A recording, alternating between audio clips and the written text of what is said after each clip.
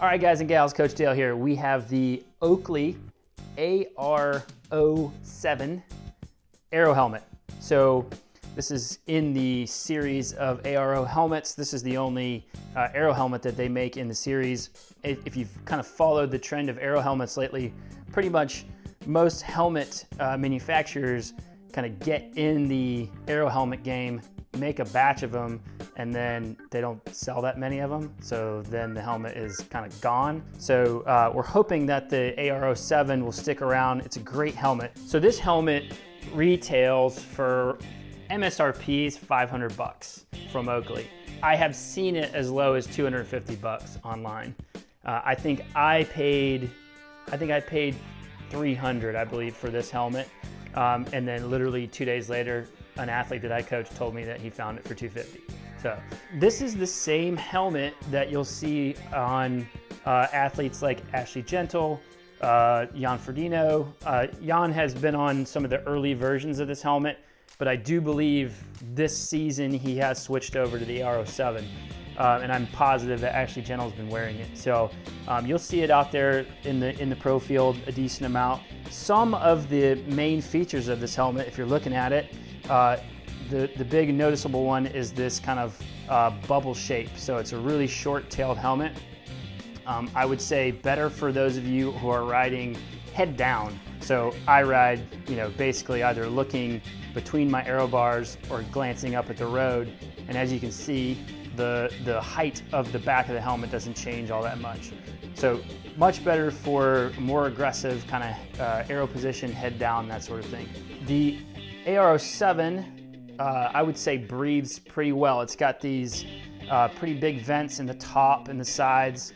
I haven't yet raced in a really hot race yet, but I did do an Olympic distance race on a very hot day on this, and it was fine to me. So so far breathability is great on this thing. If you look inside, you've got the MIPS system, and that is your brain saver. You've got a BOA retention system here. It's actually really one of the nicer retention systems that I've got in a few helmets, and it hugs your head really, really well.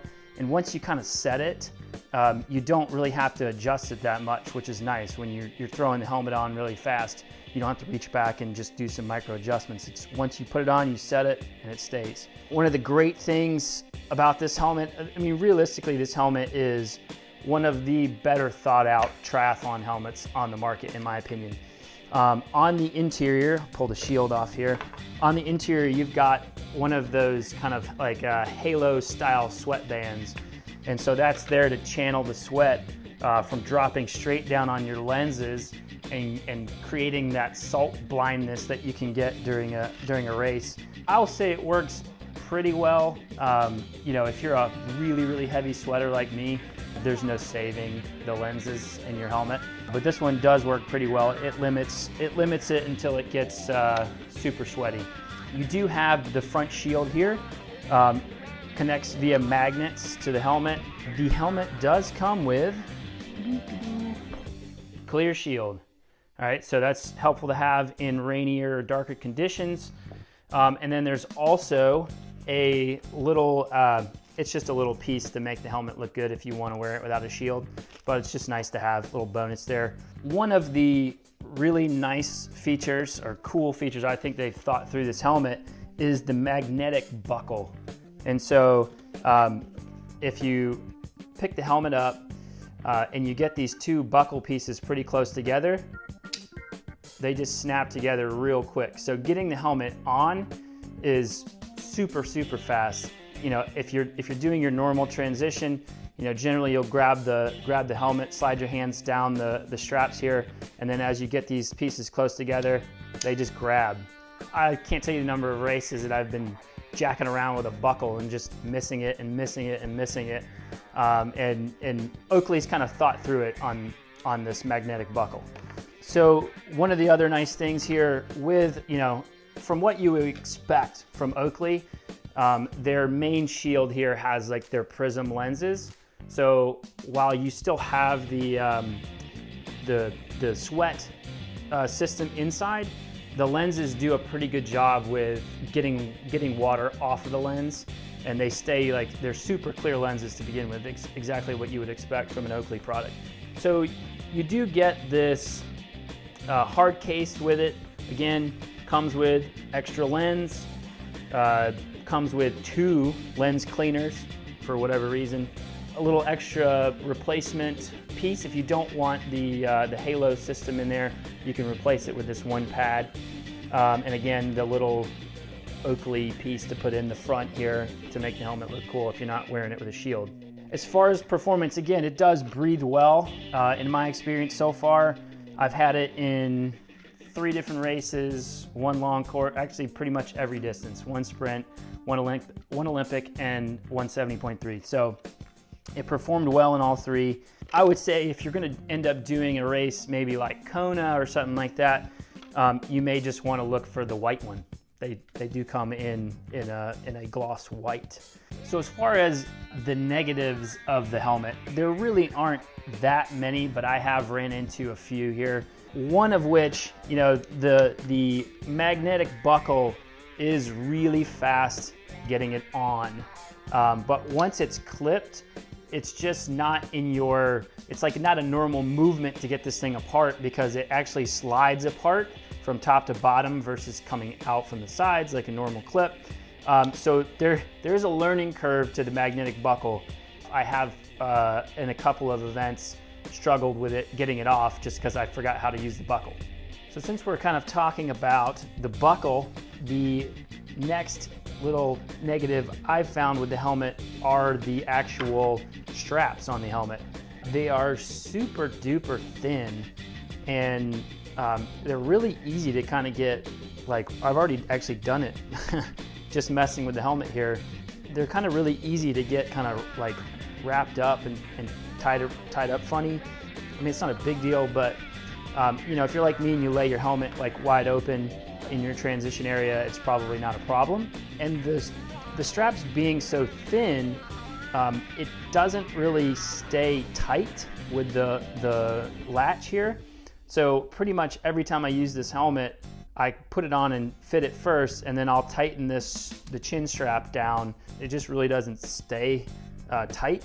It's not a huge concern because the BOA retention system is so good that the helmet doesn't move at all once you get it on. So one last little thing that's a little annoying to me is the way that the shield attaches to the helmet.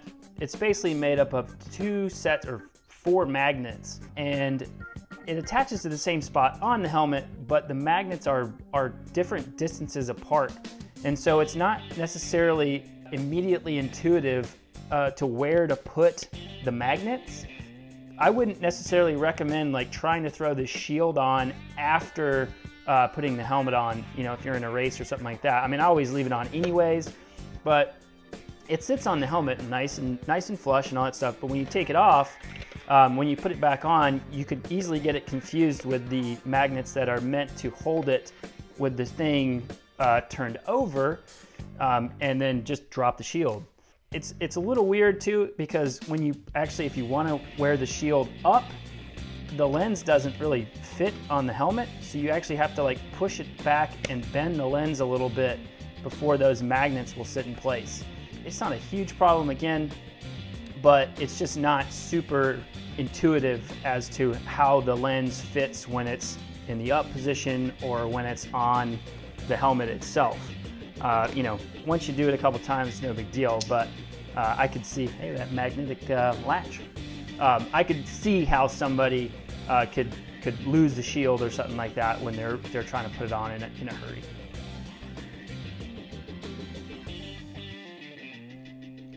Gotta get it right. Ready?